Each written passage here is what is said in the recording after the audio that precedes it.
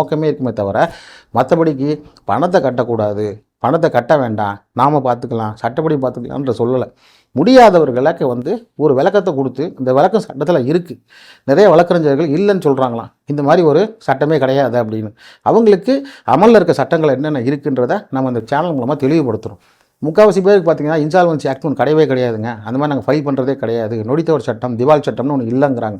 இருக்குது, 1920 சட்டமும் இருக்குது, 1908 சட்டமும் இருக்குது. இது ரெண்டுமே ரிப்பீல் தான் பண்ணியிருக்காங்க. அது இன்னும் நிலுவையில் இருக்குன்றது நாம் சொல்லி தான் நிறைய பேருக்கு தெரியுது. ஸோ அப்படிப்பட்ட நிலையில் சில சட்ட விளக்கங்களை கொடுத்துக்கிட்டு இருக்கோம் மக்களுக்கு. மக்களோட விழிப்புணர்ச்சி முக்கியம். அதே போல் உங்களுக்கு ஒரு பணம் சம்மந்தப்பட்ட விஷயத்தில் ஒருத்தர் தன்மானம் போகிறதுக்கு நம்ம அனுமதிக்கக்கூடாது. ஏன்னா அது தனி மனித சுதந்திரத்தை பற்றினது. இப்போது பணம் கொடுக்கல, பணத்தை கட்டிடுறாரு, பணத்தை கட்டி முடிச்சதுக்கப்புறமா இழந்த மானத்தை திருப்பி கொடுக்க முடியுமா? வங்கிக்கு பணம் செட்டில் ஆகிடும், இழந்த மானத்தை திருப்பி தர முடியாது. அதுக்குண்டான வழிகள் என்ன, டிஃபேக்ஷன் சூட் என்ன, நீங்கள் டிஸ்கிரிப்ஷனில்